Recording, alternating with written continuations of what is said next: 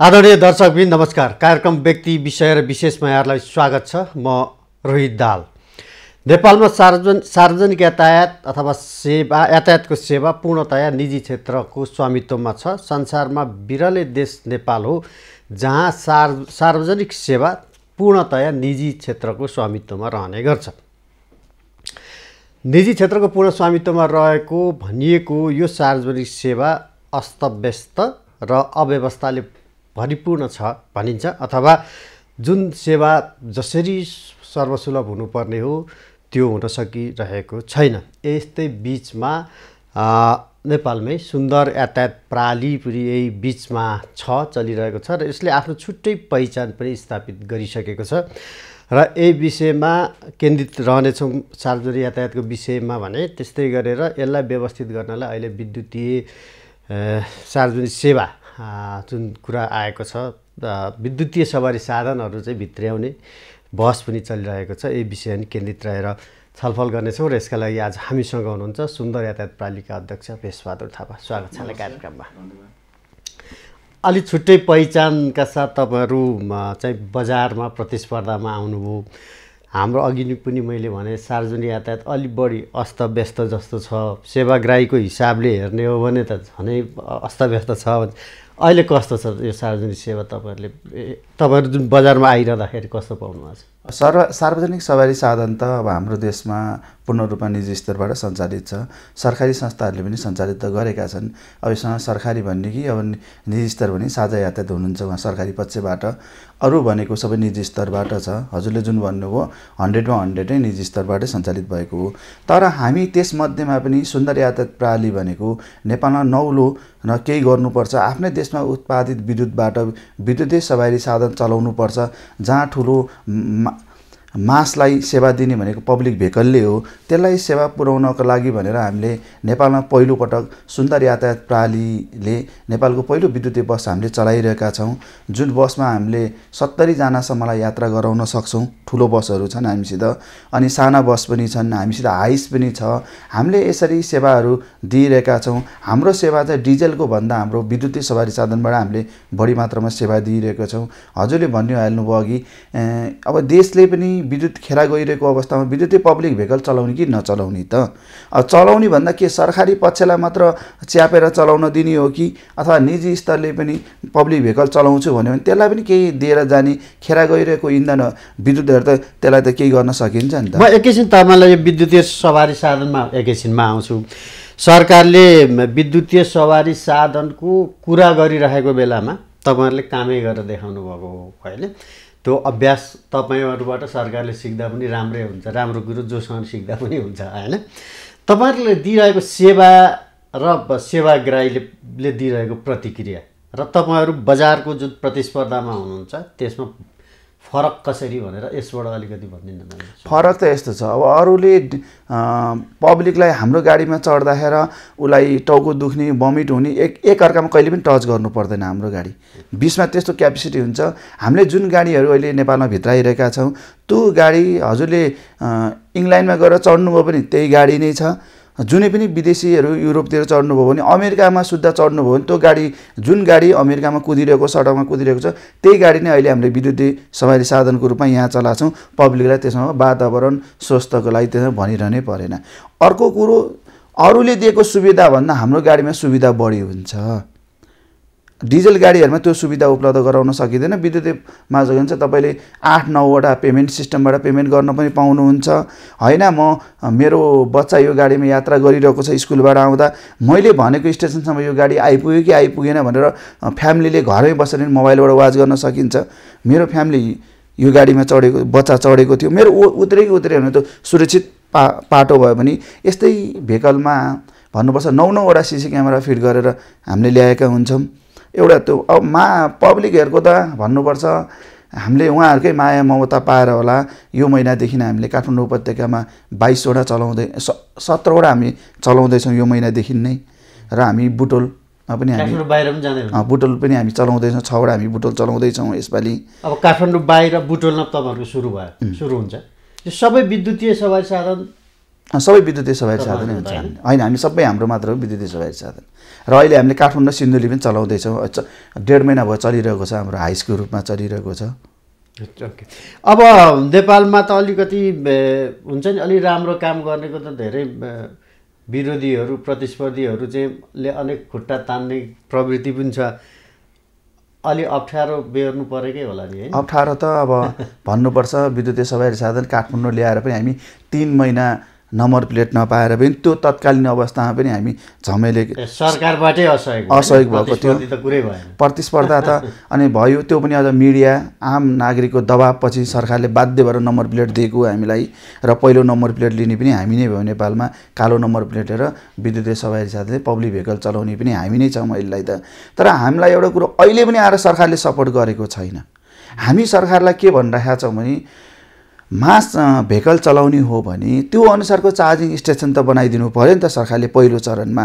अब उहाँहरू कुरा गर्नुहुन्छ, युरोपको कुरा गर्नुहुन्छ, अरू देशको कुरा गर्नुहुन्छ, जहाँ इङ्ल्यान्डको कुरा गर्नुहुन्छ, त्यसपछि गएर जर्मनको कुरा गर्नुहुन्छ, न्युजिल्यान्डको कुरा गर्नुहुन्छ, त्यो देशमा पनि चार्जिङ स्टेसन त उहाँहरूले बनाइदिनु भएको छ नि त। अब हाम्रो हजुरले समस्याको अहिले भन्नु, अहिले विद्युत प्राधिकरणले गर्दा पनि ठुलो समस्या निम्तिएको छ। अब हामीले गाडी थप्दै जाने, अब विद्युत प्राधिकरणले चार्जिङ स्टेसन राख्छौँ भनेको छ, उहाँले कस्तो ठाउँमा राख्नु खोजिरहनु भएको छ भने super market, hospital, school, college हो। सानो भेहिकललाई ठिक होला त्यहाँ गएर चार्ज गर्न। हामी त ठुलो भेहिकल जहाँ 10.5 मिटरको गाडी भनेको 33 फिट लामो गाडी हुन्छ, त्यो गाडी हाम्रो काठमाडौँको सडकमा जहाँतै छिर्दैन, जहाँतै अब त्यत्रो सुपर मार्केटहरू त्यो बस लगाएर चार्जिङ गर्ने ठाउँ छैन। हामीले उहाँहरूलाई के भनेका छौँ, तपाईँहरूले कहाँ कहाँ चार्जिङ स्टेसन राख्नुहुन्छ, एडिबीको पैसामा कहाँ कहाँ चार्जिङ स्टेसन राख्नुहुन्छ, त्यो कुरा क्लियर गरिदिनुहोस्। अनि त्योभन्दा अलि फरक भयो भने हामी आफ्नो पनि लगानीमा हामी पनि आफ्नो चार्जिङ स्टेसन बनाउँछौँ नि त। तपाईँले कहाँ बनाउने भन्नेको त एउटा फिक्स गरिदिनु पऱ्यो नि त। तपाईँहरू एडिबीको पैसाले लिएर चार्जिङ स्टेसन ठेक्कापट्टा गरिसक्नुभयो यहाँहरूले। तर हाम्रो भनाइ चाहिँ के हो भने ल उहाँहरूले मार्जगञ्ज राख्ने हो, चाबेल राख्ने हो, अथवा बौद्ध राख्ने हो, अथवा भक्तपुर ठाउँ त दिन सक्नुहुन्छ नि। त्यो ठाउँ दिएपछि उहाँहरूले दिएको ठाउँमा ठुलो भेहिकल छिर्ने रहेछ भने हामी त्यहीँ गएर चार्ज गर्छौँ, नछिर्ने रहेछ भने त हामीले वैकल्पिक एउटा चार्जिङ स्टेसन त बनाउँथ्यौँ नि। सरकारबाट हामीलाई त्यस्तो सहयोग भएको छैन। जस्तो विद्युतीय सवारी साधनको अब यसमा थुप्रै भन्सारदेखिका सबै कुराहरू छन्। तपाईँहरूले अब अभ्यासै सुरु गरिसक्नु भएको छ, कस्तो छ यसको बजार? बजार त एकदम सोचेको भन्दा बढी माग छ विद्युतीय सवारी साधन। पेट्रोलियमबाट जुन पदार्थ भनौँ न, डिजेल पेट्रोलबाट चल्ने सवारी साधनलाई विस्थापित गर्न सकिने सम्भावना हुन्छ नेपालमा? नेपालमा यो विस्थापित गर्न ठुलो समस्या छैन। कस्तो योजना छ? ठुलो भनौँ हाम्रो पहाडी बेलमा त तत्काल हामीले सम्भव छैन। तर काठमाडौँ उपत्यका लगायतका तराईका जिल्लाहरूमा सरकारले राम्रो नीति ल्यायो भने 5 वर्षभित्र विस्थापित हुन्छन्। काठमाडौँ उपत्यकामा पनि हुन्छन् र काठमाडौँका अन्य हाम्रो 26वटा तराईका जिल्लाहरूमा विस्थापित हुन्छ सकिन्छ। तर पहाडी एरियामा तत्काल नीतिगत रूपमा चाहिँ के छ यसको अप्ठ्याराहरू विद्युतीय सवारी साधन ल्याउन चलाउन? अब हिजो मात्र पनि सम्माननीय प्रधानमन्त्रीज्यूले विद्युतीय पब्लिक भेहिकल चलाउनुपर्छ, प्रदूषण निकै बढ्यो काठमाडौँ उपत्यकामा भन्नुहुन्छ। उहाँहरूले भनेको कुरा हाम्रो भनाइ चाहिँ किन प्रधानमन्त्रीज्यूहरूले बोलेको कुरा त हामी त ढुङ्गाले बोलेको जस्तो हो। यो कार्यान्वयनमा छिटो आउँछौँ भने हामी एउटा पालिकाले त यही सोध्ने हो। तर एउटा कुरो के हो भने उहाँले बोल्नुहुन्छ त्यो जुन कार्यक्रममा गयो त्यो कार्यक्रममा मात्र बोल्नुहुन्छ क्या उहाँहरू। त्यसपछि आएर बालवाटार आउँदासम्म त्यो कुरा बिर्सिसकिन्छ, सिंहदरबार जाँदासम्म त्यो कुरा बिर्सिसकिन्छ। होइन, अहिले त प्रधानमन्त्री भर्खर अब जलवायु परिवर्तन सम्बन्धी सम्मेलन ग्लासगोमा गएर आएर त्यसको रन्कोले बोल्नु भएको होला होइन। उहाँले नीतिगत रूपमा परिवर्तन गरिदिनु पर्यो। उहाँले 6वटा कुरा गरिदिने हो भने अहिले पनि विद्युतीय सवारी साधन चल्न सकिन्छ। हामीले उहाँलाई एउटा प्रस्ताव के पनि गरेका छौँ नेपाल सरकारलाई, तत्काल डिजल र पेट्रोल गाडी नयाँ किनेर आइरहेका छन्। उहाँले त बस त निकै ठुलो किन्नु भएको छ। उहाँहरूलाई पनि सरकारले एउटा वातावरण बनाइदिनु पऱ्यो। उसलाई विद्युतीय सवारी साधनमा कन्भर्ट गर्ने हो भने त्यसको अनुमति दिनु पऱ्यो। अहिले तपाईँले डिजेलको गाडी किन्नु भएको छ नि, त्यसलाई विद्युतीय गाडीमा परिवर्तन सकिन्छ। त्यो नेपालकै प्राविधिकले पनि सकिन्छ। अब त्यसमा विश्वव्यापी भनौँ विभिन्न कम्पनीका प्राविधिकहरू ल्याएर पनि गर्न सकिन्छ नि। अहिले त विश्वव्यापी ठुलो माहौल त छैन। अहिले बजारमा सडकमा गुडिरहेका गाडीहरूलाई तपाईँले विद्युतीय सवारी साधनमा परिवर्तन गर्न सक्नुहुन्छ? सकिन्छ। यो ठुलो प्राविधिक रूपमा सफल छ। नीतिगत रूपमा अप्ठ्यारो? नीतिगत रूपमा के भन्छ भने 5 वर्ष नकुदेको गाडीहरूलाई मात्र गर्नुपर्छ भन्छन्। त्यो भनेको अर्थ सरकारको नीति चाहिँ त्यहाँ चाहिँ अप्ठ्यारो अप्ठ्यारो छ। तपाईँले नयाँ गाडी डिजल गाडी किनेर लिएर आउनुहुन्छ अनि किनेर ल्याउने बित्तिकै त्यसलाई विद्युतीय बनाउनु हुन्न नि त। कि सरकारले त्यो अनुसारको दिनु पर्यो अनुदान, त्यो पनि नदिएर बनाउनु, त्यो एउटा कुरा, एउटा सबैभन्दा ठुलो जटिल समस्या त्यो छ। अब अहिले पनि हाम्रो देशमा पनि विभिन्न इन्जिनियरिङ पढिरहेकाहरू केले आफ्नो आफ्नो सिपले पनि त विद्युतीय सवारी साधनहरू बनाएका छन्, बाइकहरू, कार, जिपहरू बनाएका। तिनीहरूलाई पनि अनुसन्धानको लागि भनेर नम्बर प्लेटै नदिए पनि भेहिकल परीक्षणको लागि त दिन सकिन्छ नि एउटा। अब त्यसलाई राम्रो भयो, हामीले सोचेको जस्तो भयो भने त आफ्नै देशमा त्यसलाई पनि उत्पादन गर्न सकिन्छ नि। सुन्दर अटो इन्जिनियरिङ, यही हामीभित्र पनि एउटा सुन्दर अटो इन्जिनियरिङ छ। त्यो हामीले नेपालमा पहिलो विद्युतीय बस एसेम्बलको लागि रूपन्देवीको सैना महिनामा हामीले प्लान स्थापना गरेर अगाडि बढिरहेका छौँ। हाम्रो भनाइ चाहिँ के हो भने हामीले त्यहाँ बढाउँदा पनि यहाँ पनि हामीले केही नयाँ ल्याउन सकियो भने त, आफ्नै डिजाइनमा उत्पादन गर्न सकियो भने त यसलाई पनि पहिलो प्राथमिकता हुन्छ। स्वदेशमै उत्पादन गर्न सक्ने सम्भावना छ, उत्पादन भइरहेछ, त्यसलाई परीक्षण गर्नका लागि अनुमति चाहियो। सरकारले अनुमति दिँदैन। हिजो मात्र नै अर्थमन्त्रीज्यूले बाइक चढ्नुभयो, त्यो उहाँ हाम्रो भनाइ चाहिँ के हो भने पब्लिक हुनलाई मात्र भएन कि नीति नियममा पनि उहाँले सहजीकरण गरिदिनु भयो। अब पब्लिक भेहिकल बसहरूले संसारव्यापी रूपमा अनुदान पाइन्छ। अहिलेकोमा इन्डियामा 40% अनुदान दिएको छ विद्युतीय। अब हाम्रो देशमा के छ भने अब त्यसलाई पनि 13% भ्याट जोडेर विभिन्न शुल्कहरू जोडेर 16देखि 17% ट्याक्स लिन्छ। हाम्रो भनाइ के हो भने पब्लिक भेहिकललाई ट्याक्स लिन भएन, किन यो त जति धेरै चलाउनु पर्ने छ, आवश्यक छ देशको, त्यो नीति एउटा संशोधन गरिदिनु पर्यो। अर्को कुरो, चार्जिङ स्टेसनमा सरकारले एउटा नीति बनाइदिनु पर्यो। खेरा गइरहेको बत्ती राति युज हुन्छ, ब्लड ब्याङ्कको हामीले युज गर्छौँ भने त्यसलाई अलि राम्रो सहजीकरण गर्दै ल्याउनु पर्यो सरकारले। अर्को कुरो, विद्युतीय सवारी साधनलाई सरकारले बिचमा के सेवा सहुलियतहरू पनि गर्नु पर्यो, नीति नियम पनि एउटा टाइट गरेर ल्याउनु पर्यो। अहिले अब यहाँ हामीलाई एउटा ठुलो समस्या त कस्तो आइपर्यो भने, नेपाल सरकारको कारणले कस्तो आइपरेको छ भने, सरकारले कुन कुन भेहिकलहरूलाई विद्युतीय सवारी साधनमा मान्यता दिएको र कुन ल्याउन पाउने। यहाँ त एउटा कुरो के हो भने, एक ताका भनिन्थ्यो केही हरायो भने डराउनु परेन क्या, त्यो हराउनुको कारण के हो भन्ने कुरो पत्ता लगाउनु पर्यो। अहिले सरकारले के गरिरहेको छ भने तपाईँको कति किलोवाटको कार ल्याएर चलाउन पाउने भन्ने मापदण्डै छैन, र कति किलोवाटकोले मात्र काठमाडौँ उपत्यकाभित्र चल्न पाउने त्यो भन्ने पनि छैन। हजुरले अहिले चाहनुभयो भने 15 किलोमिटर चल्ने कार पनि ल्याउन सक्नुहुन्छ। त्यो 15 किलोमिटरले के समस्या समाधान हो त? हाम्रो भनाइ के हो भने झन् पब्लिकलाई बेच्ने बेलामा पनि स्पष्ट रूपमा उसले यति किलोमिटर कुद्छ भनेर यथार्थ कुरा भनेर बेच्नु पर्यो व्यवसायीले पनि। अनि त्यो पनि कम्तीमा पनि 100 किलोमिटर माथि कुद्ने सवारी साधनहरू आयात गर्नु पर्यो। म भक्तपुरबाट काठमाडौँ आउँछौँ भने त्यो सवारी साधनलाई दर्ता गर्नु भएन क्या सरकारले पनि। अब भक्तपुरबाट काठमाडौँ आउन बित्तिकै उसको ब्याट्री सकेर फेरि ऊ चार्ज गर्नुपर्छ भने त उसले अर्को 2 गाडी अलिअलि बिग्रिन थाल्छ। मैले विद्युतीय गाडी लिएको, मलाई केही पनि भएन, झन् हौसला कम हुन्छ। सरकारले त्यो किसिममा गरेको छैन। सरकारलाई कर मात्र चाहिएको छ, जसरी कर कसरी लिने। र अर्को कुरो, चार्जिङ स्टेसन त आयल निगमले जसरी पेट्रोल पम्पको अवधारणा ल्याएको छ, अबको 15 वर्षभित्र नेपाल सरकारले विद्युतीय सवारी साधनमा जाने भनेको छ। अनि यसलाई पाइपिङ लाइनमा तेल विस्तार गर्दै जाने हो कि चार्जिङ स्टेसन विस्तार गर्दै जाने हो? एउटा मुख्य अहिले सरकारको नीति, सरकारको नियम र सरकारको सोच नपुगेको चाहिँ हामीले यसमा देखाउँछौँ। अस्ति मात्र पनि 8-9 अर्ब रुपियाँ लगानी गरेर पत्लैबाट फेरि पेट्रोल लाइनहरू विस्तार गर्दै आउने। अरू देशमा भएको पेट्रोल लाइनहरू बन्द गर्दै विद्युत विस्तार गर्दै गएको छ। हाम्रो देशमा चाहिँ ठ्याक्कै उल्टा हुँदो रहेछ।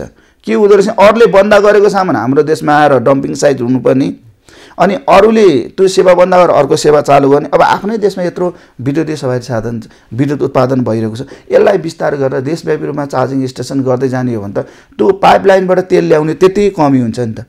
अनि कमी भएपछि त विदेशी मुद्रा पनि कम भयो। अहिले हजुरले 136 रुपियाँ पर लिटर हालेर चढ्नुहुन्छ। बाइकमा चढ्ने हो भने त्यो 20 देखि 25 किलोमिटर जान्छ भने, स्कुटरले चढ्ने हो भने 18 देखि 19 किलोमिटर भन्दा एउटा 1 लिटर तेलले जाँदैन। नर्मल त्यति भनेको झन्झनै 1 लिटर बराबर 1 किलोमिटर 12 देखि 15 रुपियाँ पर्न थालिसक्यो अहिलेको अवस्थामा। अब त्यही तपाईँले विद्युतीय सवारी साधनमा जानुभयो भने जम्मा यहाँको 3 रुपियाँ पनि खर्च हुँदैन।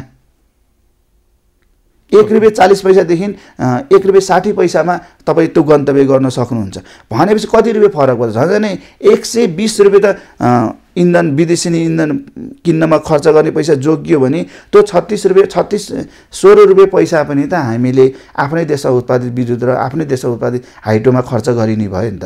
अब प्रश्न कहाँनिर छ भने तपाईँले अब ठुला बसहरू भित्र्याइयो भनेदेखि चाहिँ अलिकति ट्राफिक जाम पनि कम हुन्छ, धेरै सवारी साधन साना सवारी साधनलाई चाहिँ अलिक कन्ट्रोल गर्ने हो भने भन्ने छ।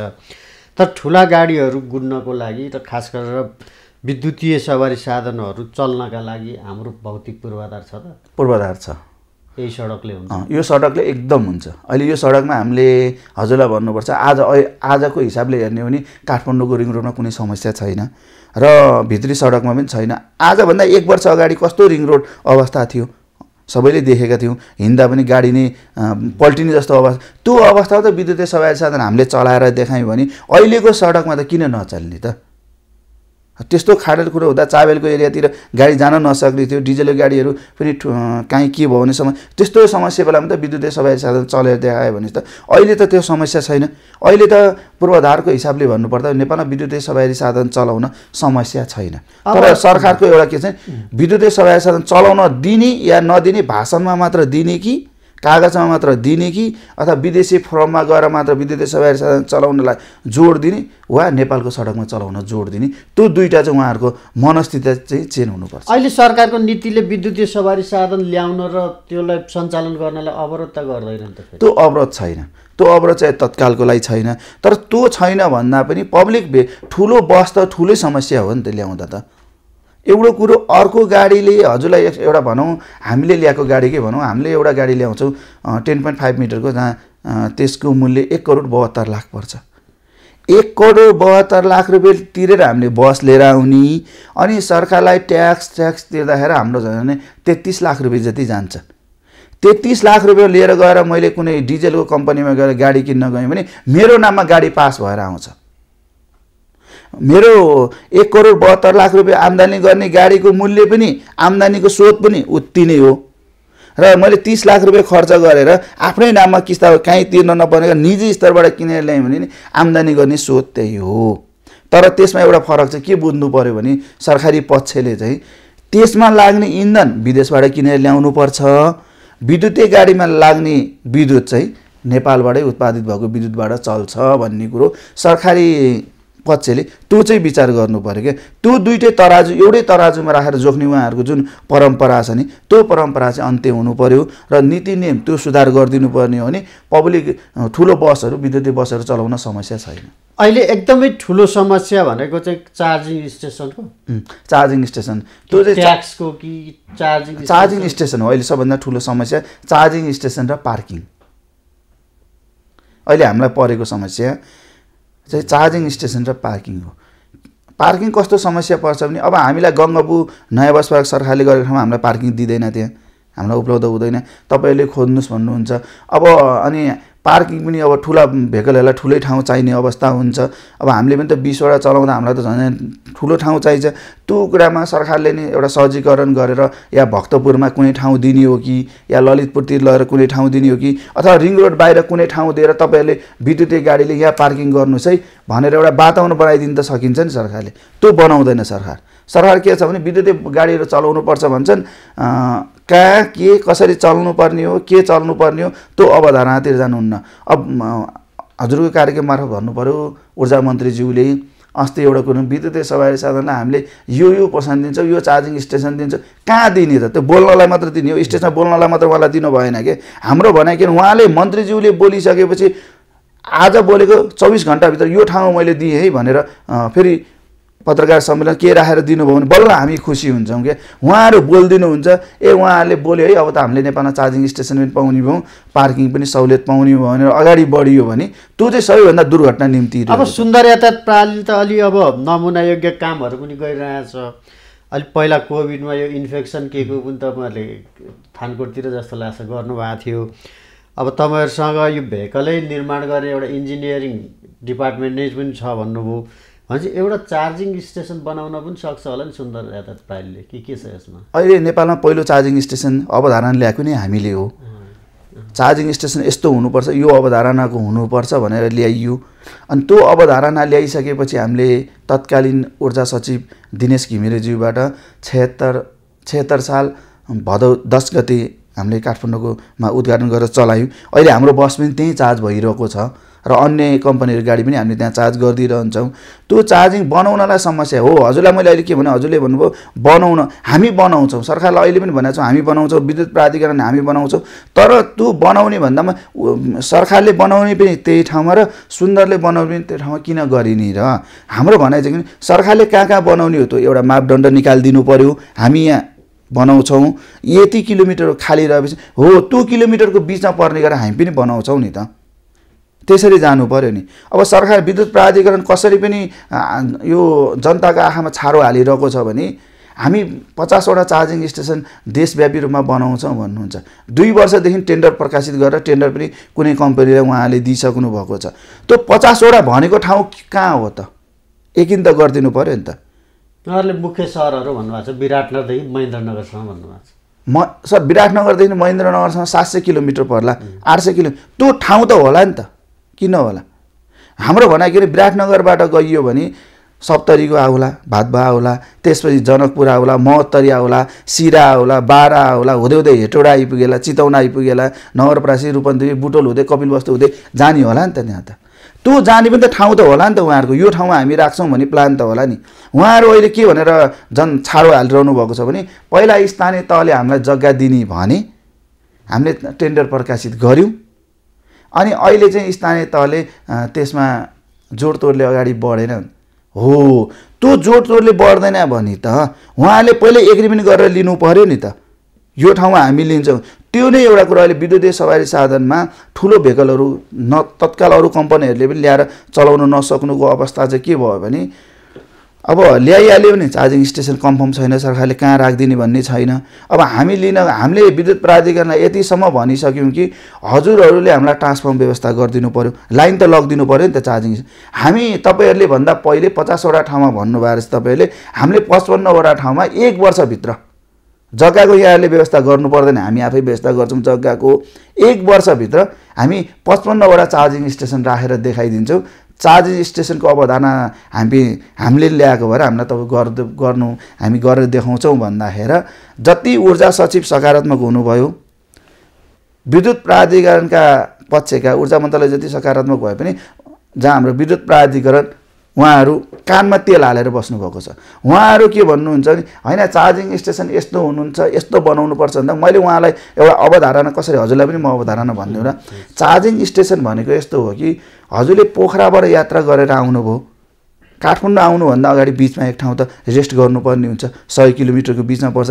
त्यहाँ रेस्ट गर्दा चार्जिङ स्टेसनभित्र गइसकेपछि चार्जिङ पोर्ट होस्, त्यसपछि तपाईँले रेस्ट गर्नको लागि होस्, कफी सप होस्, त्यसपछि एउटा नर्मल रूपमा दाढी कपाल काट्नलाई एउटा त्यो होस्, त्यसपछि गएर नुहाउँछौँ भन्दा नुहाउने रुम होस्, कोल्ड स्टोर होस्, अनि त्यहाँ मेडिकलको एउटा सोरुम होस्, अनि बच्चा बच्चीहरू खेल्नको लागि एउटा सानो पार्क होस्, अनि ब्याङ्कका 2-3टा एटिएम होस् हैन।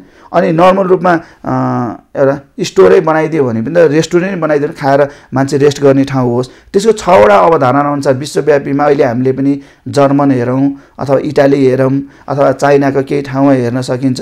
अहिले सबैभन्दा हामीलाई अन्त हेरेर त हाम्रो नेताजीहरू हाम्रा यो प्रशासकले त बुझ्नु भएन। हाम्रो छिमेकी राष्ट्र इन्डिया र भारतमा इन्डिया र चाइनामै गरेको कुरामा पनि हेर्ने भने अहिले इन्डियाको आयल निगमले त्यहाँको सरकारले 2500वटा चार्जिङ स्टेसन बनाउनको लागि अवधारणा ल्यायो, जहाँ त्यो देशमा 40% अनुदान छ विद्युतीय सवारी साधनलाई।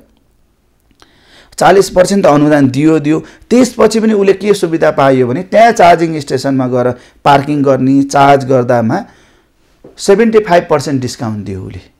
भनेको त त्यो विद्युतीय पब्लिक भेहिकल बढाउनमा त उसले पहिलो प्राथमिकता त खेल्यो नि त। अब त्यही हिसाबमा भन्नुपर्छ महाराष्ट्रले 2500वटा गाडीको उसले एग्रिमेन्ट गरेर अगाडि बढिसक्यो।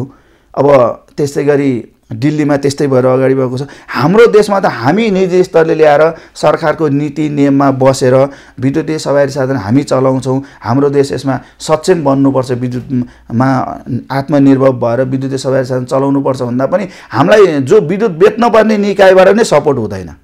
जस्तै अहिले तपाईँहरूले आफ्नो इनिसिएसनमा चार्जिङ स्टेसन बनाउन थाल्नुभयो भने तपाईँलाई के समस्या भयो त? त्यहाँ के बत्ती छैन? हाम्रा लाइन त विद्युत प्राधिकरणले व्यवस्था गरिदिनु पर्यो नि त। उहाँहरू के भन्नुहुन्छ, तपाईँहरू निजी स्तरले खोल्ने चार्जिङ स्टेसन भएको भएर ट्रान्सफर्मर पनि तपाईँहरूले किन्नुहोस्, लाइन पनि तपाईँहरूले लिएर आउनुहोस् भनेपछि त हामीलाई त चार्जिङ स्टेसन खोल्नुभन्दा बढी त विद्युतको लाइन लाग्दा त्यहाँ बढी खर्च हुने। त्यो त सरकारको पनि धर्म हो नि त, के होइन? विद्युत प्राधिकरण धर्म हो नि त। विद्युत प्राधिकरण त विद्युत बेच्ने हो नि त। आयल निगमको गाडीले उहाँ पत्लाबाट तेल बोकेर ल्याएको गाडीले पेट्रोल पम्पसम्म ल्याएर हालिदिन्छ भने अनि हामीले खोलेको चार्जिङ स्टेसनमा विद्युत प्राधिकरण किन हाम्रो त्यहाँसम्म ल्याएर विद्युत दिन सक्दैन त? त्यो त 1 वर्षको लागि हुने कुरो त भएन नि, कन्टिन्यू भइरहने। त्यो पैसा त उठ्छ नि विद्युत प्राधिकरण भन्दा उहाँहरूको निजीलाई दिने हाम्रो सिस्टमै छैन भन्दा हामीले उहाँलाई एउटा कुरा के भन्यो, निजीलाई दिने छैन भने विद्युत प्राधिकरणले विद्युत बेच्ने हो कि चार्जिङ स्टेसन चलाउने हो त?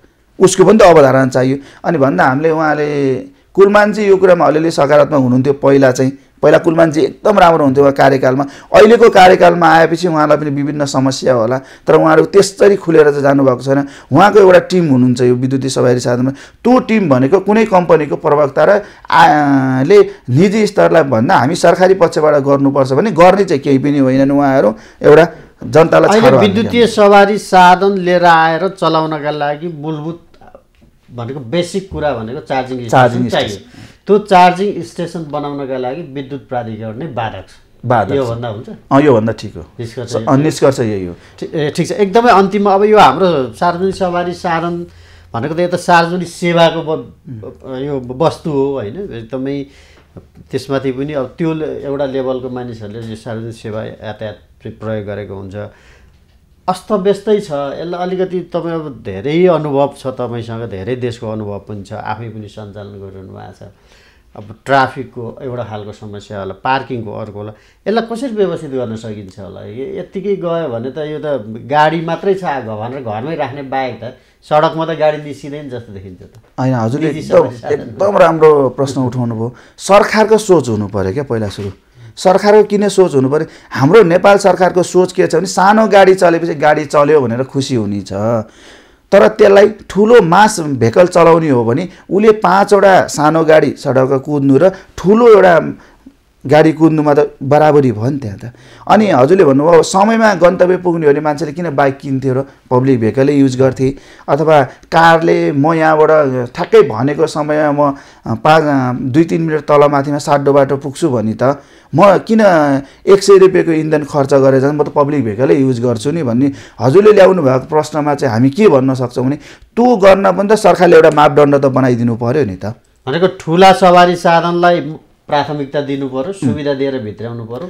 निजी सवारी साधन जुन भित्रिन्छ तिनीहरूलाई निरुत्साहित गरेर जाने हो भने र सार्वजनिक सवारी साधनलाई चाहिँ छिटो छरितो व्यवस्थित बनाउनु सक्यो भनेदेखि चाहिँ यो सानो सवारी साधनहरू त विस्थापित हुँदै जान्छ। हस्, यहाँको जुन योजना छ, जुन सेवा पुर्याइरहनु भएको छ, अरू थप सेवा सुविधा जनताले पाउँदै जाउन्, त्यो दिन सक्नुहोस्।